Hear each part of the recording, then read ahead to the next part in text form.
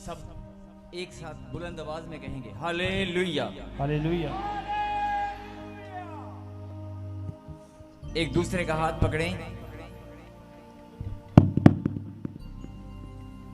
और एक दूसरे को कहें जागते रहो। जागना बहुत जरूरी है, जागते रहो। कहें आमीन। ये जागना परमेश्वर की बात को समझने के लिए सही समय पर सही बात अगर आपको समझ में आ गई, परमेश्वर की बात अगर आपको समझ में आ गई, और जो बच्चे परमेश्वर की बात को समझते हैं, जैसे माता पिता की बात को जब बच्चे समझते हैं तो माता पिता को बड़ा अच्छा लगता है, उनको भाता है, उनको आनंद आता है। ऐसे ही परमेश्वर को भी बड़ा अच्छा लगता है अगर उसके बच्चे उसकी बात को सुनते हैं, समझते हैं। हालेलुया। हालेलुया।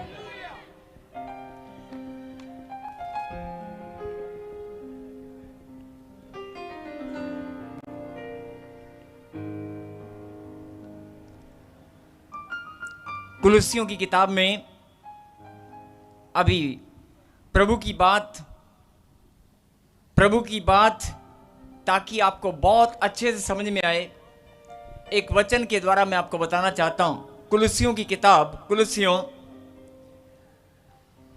निकालें, कुलुस्सियों की किताब 3 अध्याय और 23 आयत, 3 अध्याय और 23वीं आयत को हम पढ़ेंगे। Chapter 3 and 23 verse.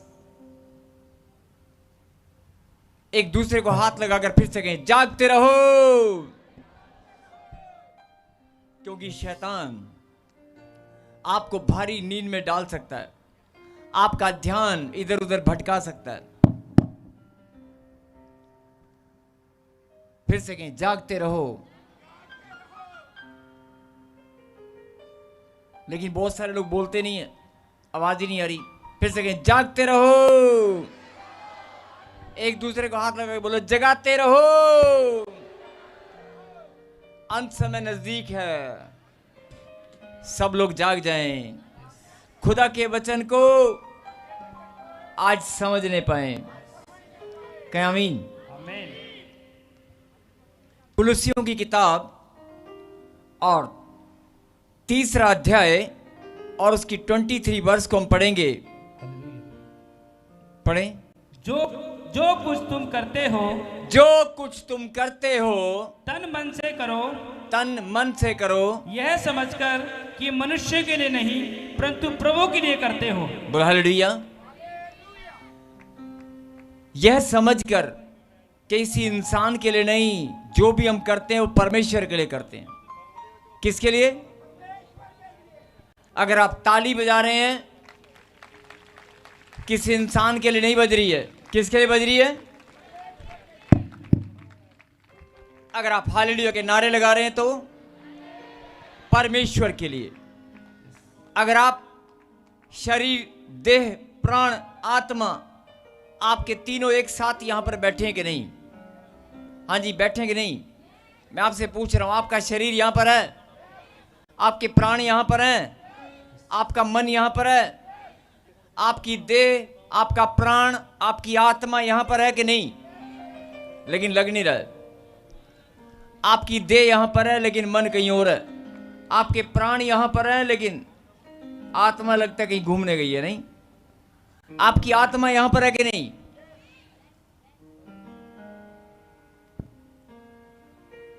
मैंने कहा आपकी आत्मा यहां पर है।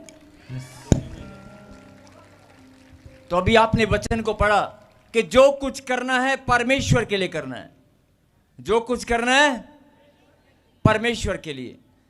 जो कुछ तुम करते हो तन मन से करो, और यह समझकर कि किसी इंसान के लिए नहीं, मनुष्य के लिए नहीं, परमेश्वर के लिए। बोल हालेलुया। हालेलुया।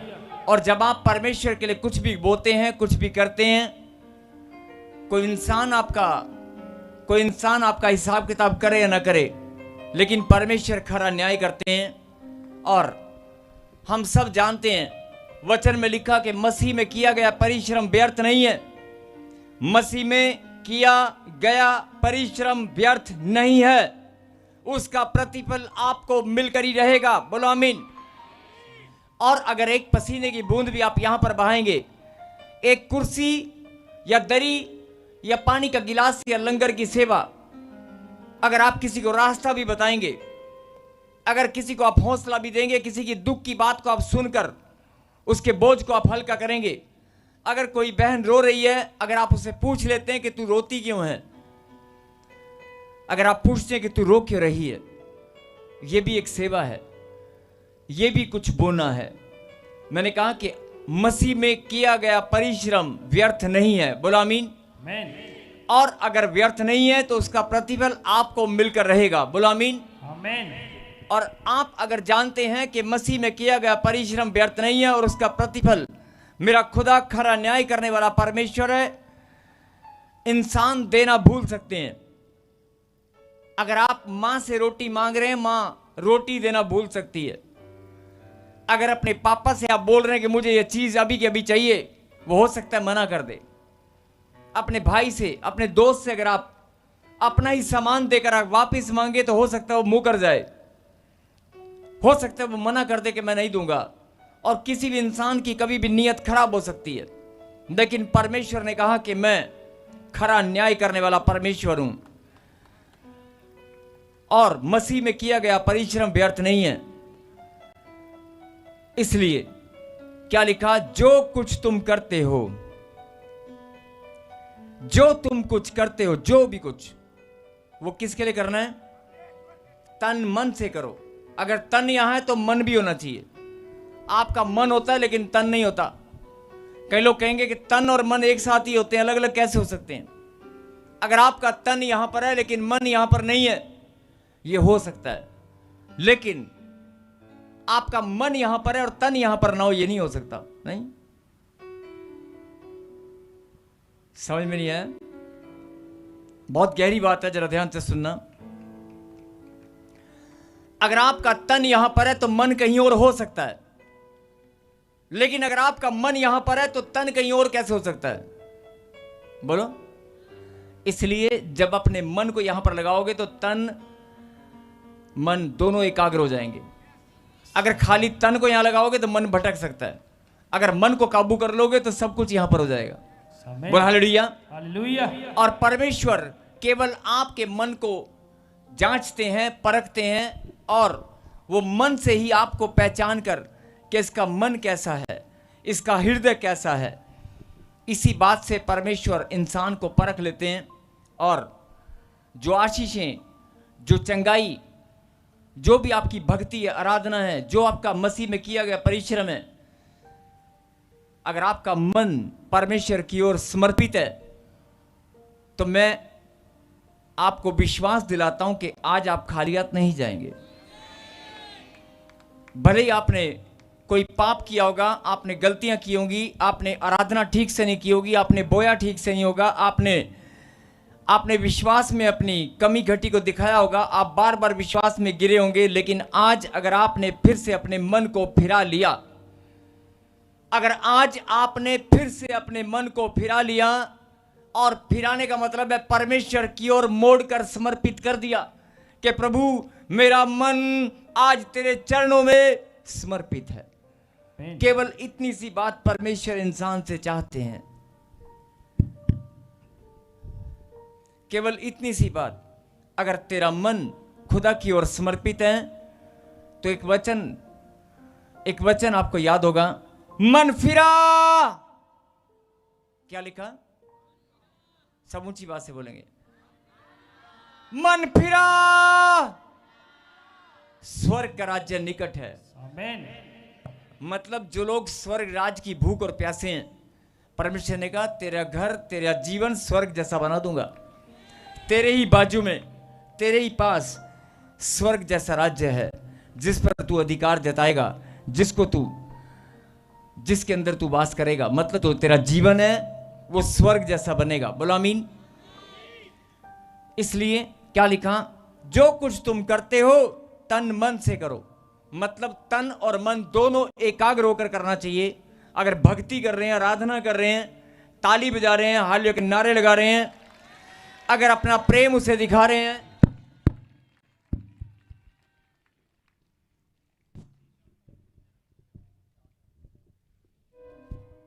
हालेलुया,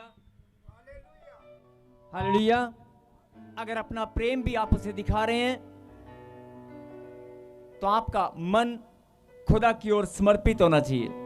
अगर आपका मन समर्पित है और उसमें 100%, तो आज जो लोग कहते हैं हमें 4 साल हो गए, 10 साल हो गए, 15 साल हो गए प्रभु में आए हुए, हमें प्रतिफल नहीं मिला, हमें प्रार्थना का उत्तर नहीं मिला, हमारी प्रार्थना सुनी नहीं जाती, हमें चंगाई नहीं मिली, कोई पास्टर या कोई प्रभु का दास हमारी बातों को सुनता नहीं है, हम बहुत दुखी, हम परेशान हैं, हमारे बच्चे हॉस्पिटल में, हमारे पास संतान नहीं, हमारे पास मकान नहीं है। अरे चाहे कितनी भी प्रॉब्लम क्यों ना हो, प्रभु के अभिषेक में आकर, प्रभु के अभिषेक में आकर, उसकी संगति में आकर अगर तूने अपना मन उसके चरणों में समर्पित कर दिया तो तेरी आशीष आज तुझे मिलकर रहेगी। आमीन। ये खुदा का न्याय है। आमीन। इसलिए आपने देखा होगा कि जो लोग पहली बार आते हैं या जो लोग प्रभु को ठीक से जानते और पहचानते नहीं हैं, अचानक से उनके लिए भविष्यवाणी होती है, अचानक से उनका नंबर लग जाता है, अचानक से उनके जीवन में चमत्कार होते हैं, उनके लिए मिरेकल मनी भी हो जाती है और उनके लिए उनके कैंसर के पेशेंट या बड़ी हीलिंग उनके लिए हो जाती है। और कई सारे लोग बोलते हैं यार मैं 4 साल से 10 साल से प्रभु में हूं, मैं इतनी भक्ति करता हूं, लेकिन ये तो अभी 2 दिन पहले आया है और इसके लिए इतना बड़ा चमत्कार कैसे हो गया? क्योंकि उसका मन उसने प्रभु को सौंप दिया। उसने परमेश्वर को जाना या नहीं जाना, लेकिन अपना मन उसने उसको सौंप दिया।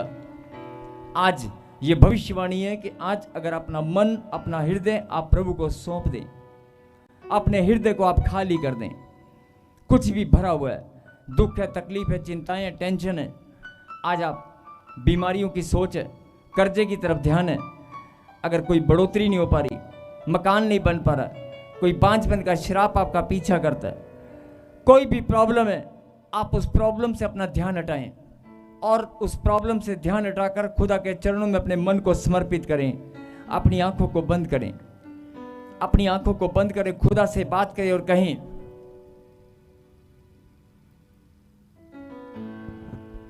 खुदा से बात करें और कहें परमेश्वर। जवान बच्चे जिनका ध्यान इधर उधर भटक रहा है, जवान भाई, जवान बच्चे जो परमेश्वर को ठीक से जानते और पहचानते अभी नहीं है, सभी ब्रांच वाले अपनी आंखों को बंद करें। अरे जो काम आपकी ब्रांच में आज तक नहीं हुआ वो अब होगा। यह अभिषेक है यीशु मसीह का, यह सामर्थ्य है परमेश्वर की जो आपको आज छू कर रहेगी। यह सामर्थ्य है परमेश्वर की जो आपको आज छुएगी। यह अभिषेक है यीशु मसीह का जो आपका जीवन बदल कर रख देगा। आमीन। आप अपने मन को समर्पित करें। अगर मन में कुछ भी है उस मन को खाली करें और 2 मिनट केवल अपने मन की बात, अपने दिल की बात, अपनी प्रॉब्लम जो भी आप शेयर करना चाहते हो प्रभु के सामने करें। अपने घर की, परिवार की, बच्चों की बातें, जो भी दुख और तकलीफ है, रोज रोज, हर रोज रोने से अच्छा है, हर रोज चिंता करने से अच्छा है प्रभु के पास जब आते हैं।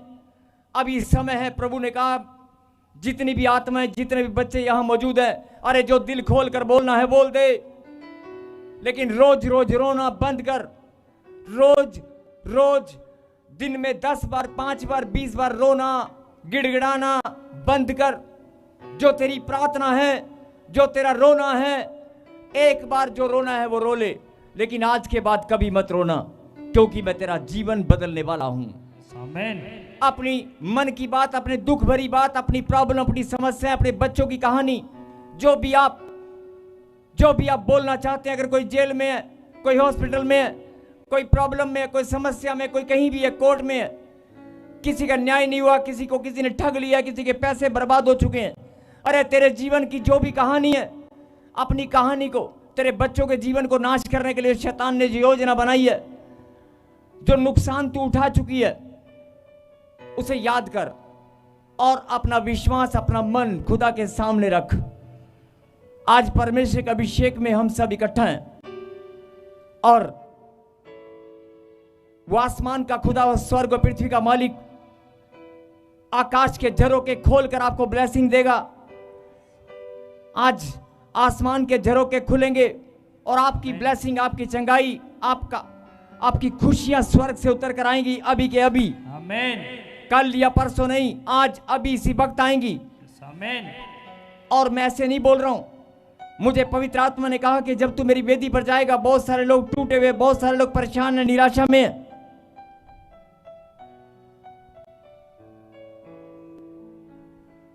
बहुत सारे लोग टूट टूट कर, रो रो कर प्रार्थनाएं करते हैं मेरे सामने, सुबह दोपहर और शाम, तीनों टाइम, पांचों टाइम, गाड़ी चलाते हुए, खाना बनाते हुए, आंसू निकलते रहते हैं।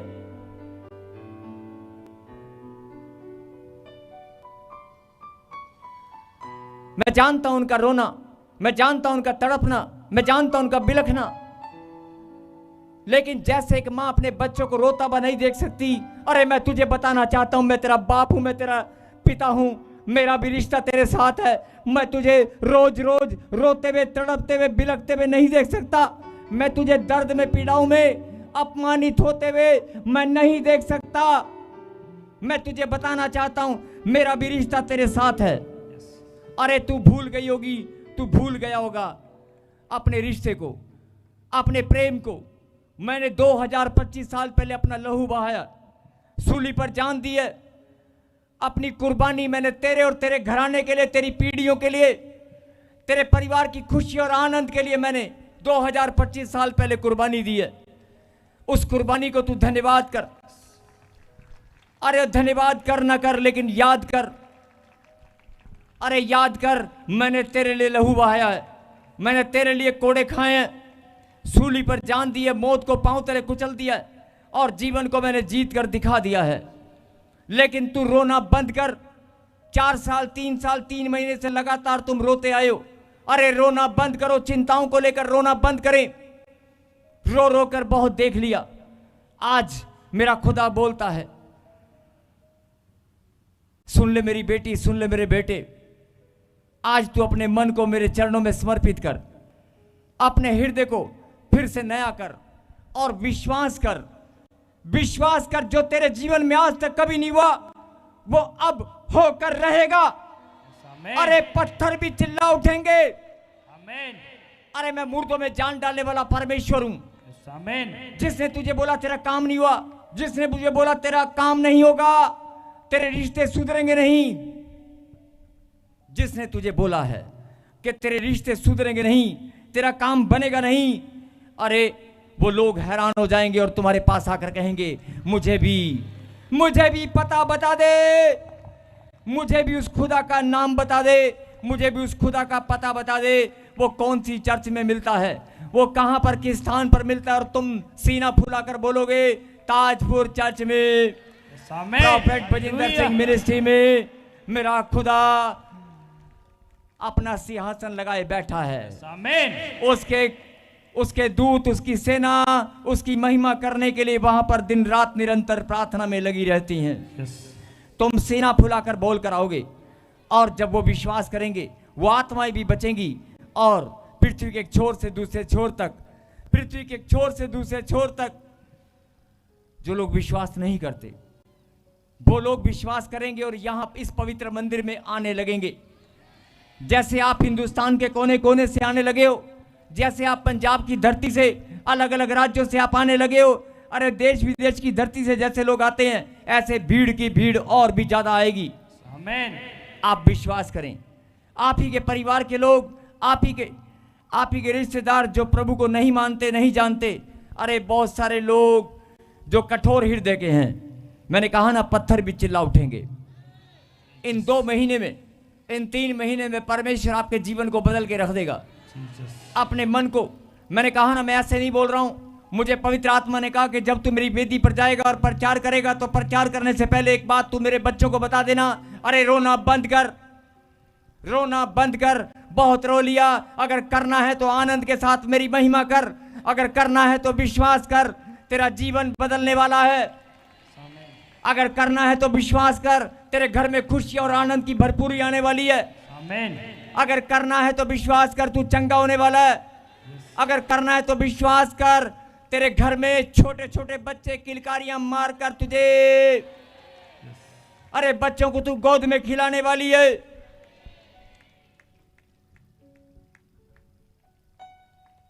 जिनको विश्वास है वो धन्यवाद कर रहे हैं तालियों के साथ।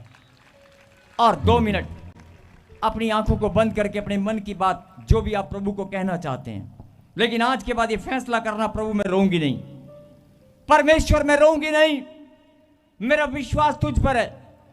ये व्हीलचेयर, ये बीमारी, ये प्रॉब्लम, ये समस्याएं, ये गांठ गिल्टियां, पथरियां, रसोलियां आज मैं लेकर नहीं जाऊंगी।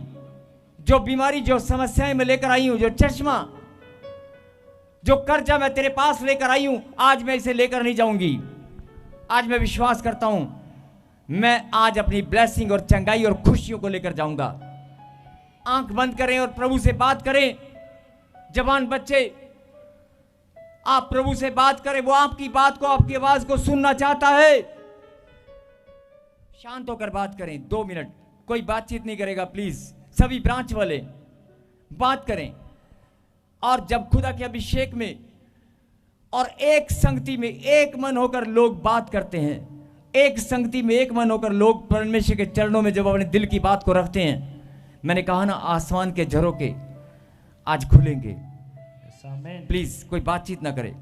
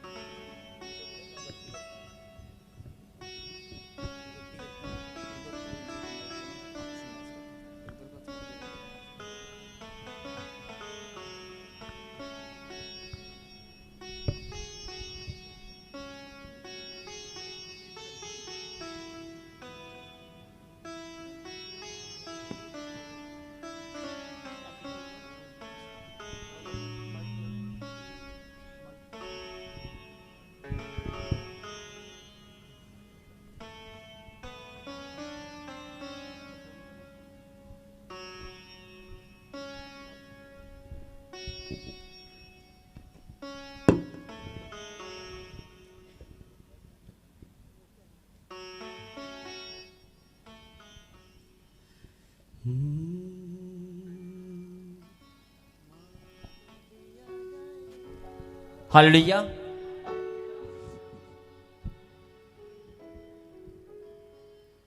एक जोरदार ताली बजाकर धन्यवाद दें परमेश्वर को।